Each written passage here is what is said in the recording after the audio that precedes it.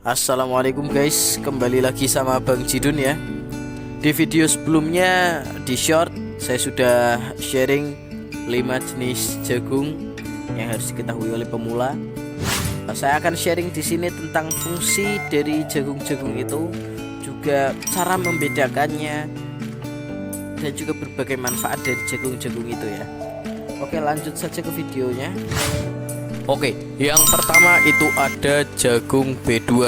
B2 itu butirannya lebih besar ya daripada jenis jagung-jagung lainnya, dan warnanya itu cenderung biasanya itu tidak terlalu oranye, ya kuning agak pudar lah. Tetapi semakin jagung itu berwarna oranye atau semakin warnanya semakin pekat tua, itu jagungnya lebih bagus guys. Tapi terkadang juga ada B2 yang berbentuk kecil. Lah, jagung B2 yang berbentuk kecil itu bagus banget berarti. Itu termasuk bibit-bibit unggul guys. Jadi kalau nemu jagung B2 yang kecil-kecil dan orange, itu bisa dibuat untuk bibit kembali untuk ditanam. Untuk fungsinya sendiri itu biasanya digunakan atau dikonsumsi oleh merpati-merpati yang bukan untuk merpati lomba ya, biasanya seperti ternakan atau mungkin koleksi atau peliharaan di rumah ya, untuk anak kecil untuk main-main lah biasanya. Dan jagung ini cukup banyak ditemui kok, dan murah harganya, termasuk jagung yang paling murah harganya. Dan yang kedua itu ada jagung B1.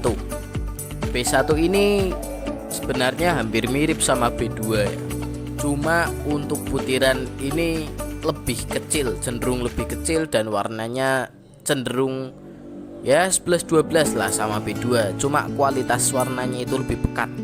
Jagung ini itu ya sedikit range-nya lebih bagus daripada B2.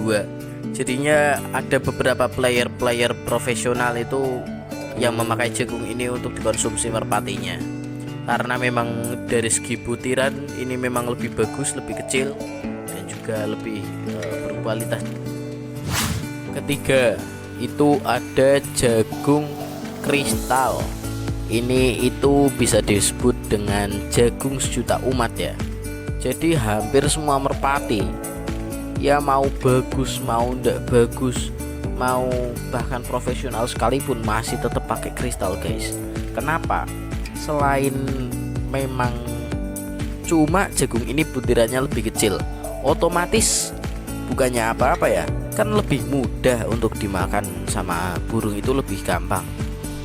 Yang bikin jagung ini bagus selain kecil, juga warnanya itu lebih gelap, lebih orange.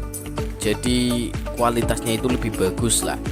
Kalian bisa lihat buat jagung-jagung untuk popcorn, nah itu biasanya menggunakan jagung sejenis jagung kristal seperti ini. Jadi memang terbukti bahwa jagung kristal ini memang paling cocok untuk merpati ya. Yang keempat ada jagung putih. Seperti yang kalian ketahui, jagung itu bukan hanya warna kuning, tetapi juga ada jagung yang berwarna putih. Jagung yang warnanya putih ini termasuk jagung-jagung yang jarang dijumpai atau jarang petani-petani untuk menanam jagung itu. Jika ada jagung putih melimpah, itu adalah suatu musim yang lumayan jarang ditemui. Jadi wajar saja jika banyak orang yang belum pernah melihat jagung putih ini. Fungsi jagung putih sendiri itu yang membedakan dari jagung kuning dan jagung yang lainnya ya, itu biasanya merpati lebih cepat kenyang, atau bisa dibilang kandungan karbohidratnya dibilang bisa lebih tinggi daripada jagung kuning, jagung manggis yang akan kita bahas setelah ini. Jadi untuk para peternak yang untuk mengelolohi ya, bahasanya gimana ya, untuk memberi makan anakan, itu biasanya menggunakan jagung putih agar cepat kenyang dan cepat besar, seperti itu. Yang kelima yang kalian mungkin sudah tahu, yaitu adalah jagung manggis ya teman-teman. Jagung manggis ini biasanya berwarna ungu kehitam-hitaman ya. Ada yang berwarna merah.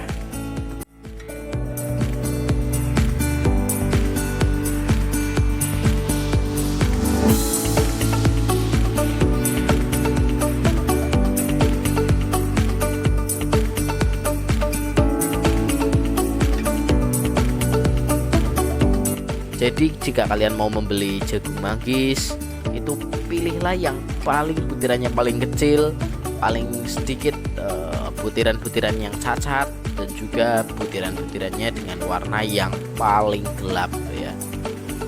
Lalu untuk fungsi jagung manggis sendiri, biasanya jagung manggis ini digunakan oleh para para pemain-pemain merpati.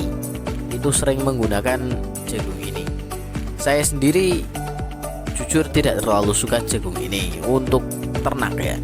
Saya tidak sama sekali merekomendasikan jagung ini untuk ternak merpati, tidak. Namun saya sangat merekomendasikan jagung ini untuk kalian para para pemain-pemain merpati khususnya yang digunakan untuk lomba. Dan untuk profesional saya sangat merekomendasikan. Dan sekali lagi pilihlah jagung manggis yang paling gelap, yang sedikit butiran yang cacat, dan yang butirannya itu paling kecil. Dan lagi-lagi semua jenis jagung ya, kalau bentuknya lebih kecil otomatis kualitasnya lebih mahal, lebih bagus, dan juga otomatis harganya itu lebih mahal. Oke, sekian untuk video kali ini. Terima kasih telah menonton video ini sampai habis, dan jangan lupa subscribe dan juga like video ini, karena like dan subscribe kalian itu sangat memotivasi, sangat membuat saya bersemangat untuk membuat konten lebih banyak lagi. Dan saya insya Allah berjanji untuk buat konten terus menerus ya, lebih sering lah daripada kemarin-kemarin.